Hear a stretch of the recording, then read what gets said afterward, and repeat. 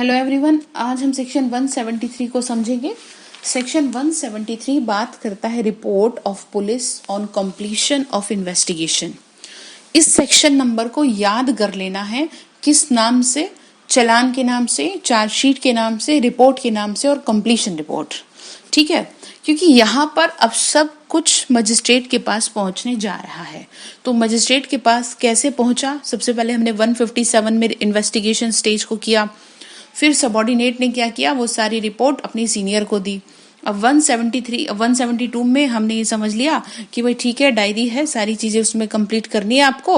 अब उसका करेंगे क्या? अपने पास रखेंगे क्या उसको?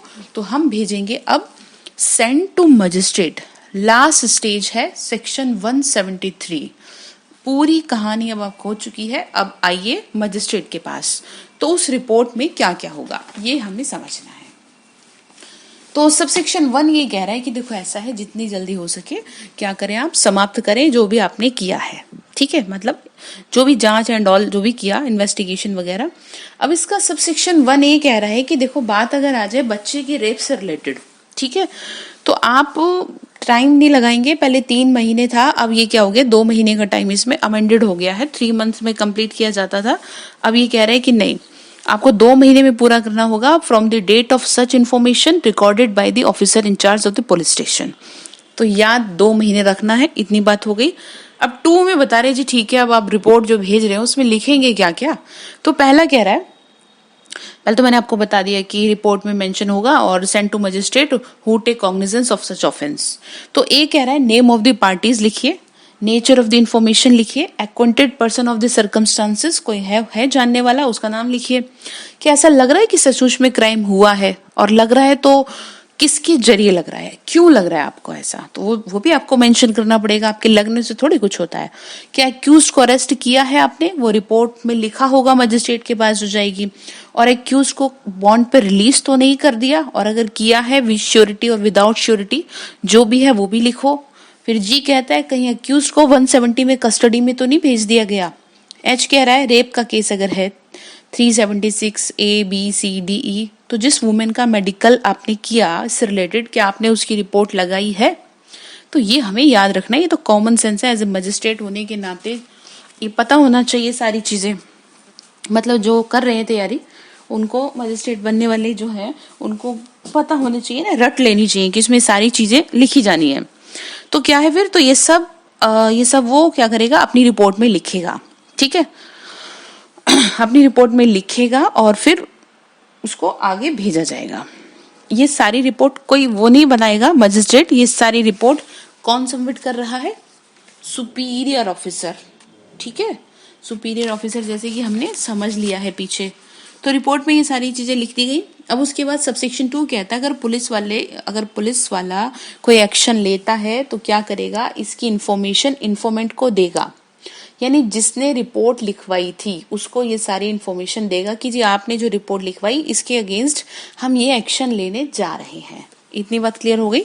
सबसेक्शन 3 कहता है और अब ये रिपोर्ट पुलिस वाला अपने सुपीरियर के थ्रू फॉरवर्ड करता है, जिसको उसने 158 में, जो कि 158 में अपॉइंटेड हो। यानी उसने जांच पूरी कर ली है तो अपने सुपीरियर के पास भेज देता है। फिर सुपीरियर क्या करेगा, मजिस्ट्रेट के पास भेज देगा विद साइन और स्टैंप। जैसे कि मैंने आपको पीछे अभी 2 सेकंड पहले बताया है कि जो सारी रिपोर्ट तैयार करी अपने पास क्या रखेगा, इसको भेजेगा उसके पास।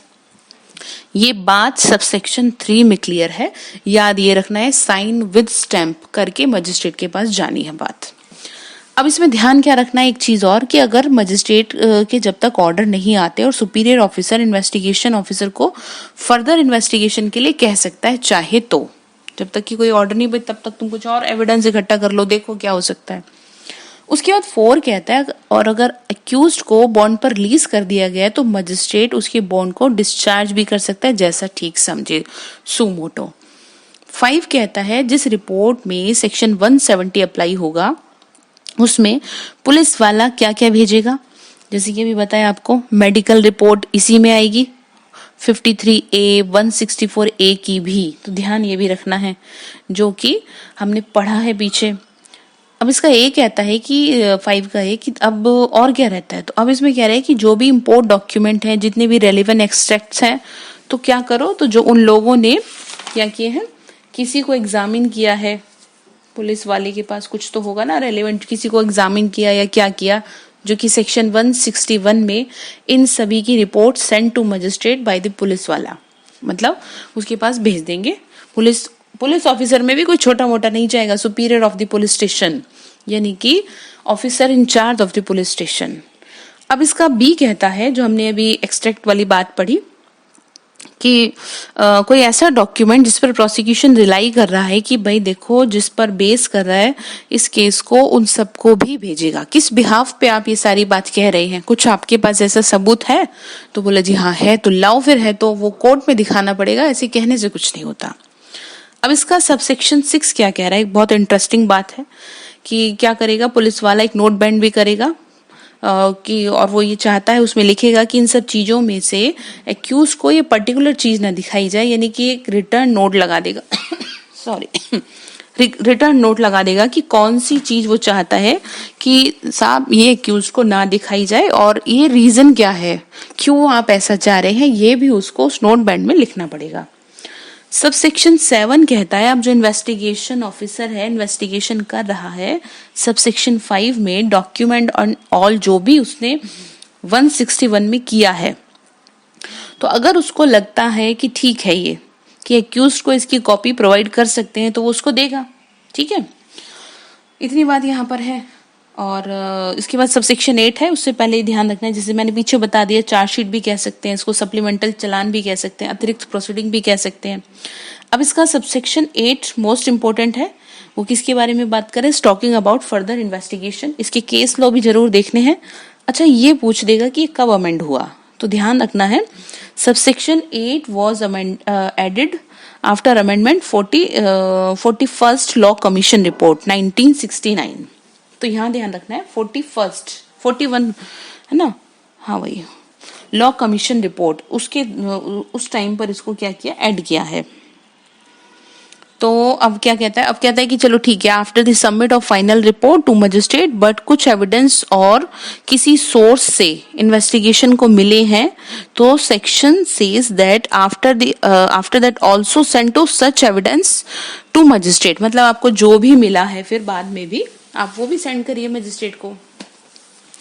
इम्पोर्टेंट बात यहाँ पर यह है कि पुलिस वाला यहाँ फर्दर इन्वेस्टिगेशन कर सकता है, फ्रेश इन्वेस्टिगेशन नहीं कर सकता। ऐसे नहीं कि जी मैं दोबारा से इन्वेस्टिगेशन शुरू कर देता हूँ, कुछ अगर गड़बड़ हो रही, नहीं, आप उसी को आगे कंटिन्यू रखें, शुरुआत फिर से ना करें उस चीज की। ठीक है, फ्रेश इन्वेस्टिगेशन नहीं कर सकता और ना ही री इन्वेस्टिगेशन कर सकता है, इस बात का हमको ध्यान रखना है। अब इसमें आपको बेरक से देखेंगे तब आपको चीजें अच्छे से क्लियर होंगी। ठीक है, मैं सिंपल लैंग्वेज में बता रही हूँ जिससे कि समझना आसान रहे। उसके बाद आता है सेक्शन 174, वो आगे देखते हैं।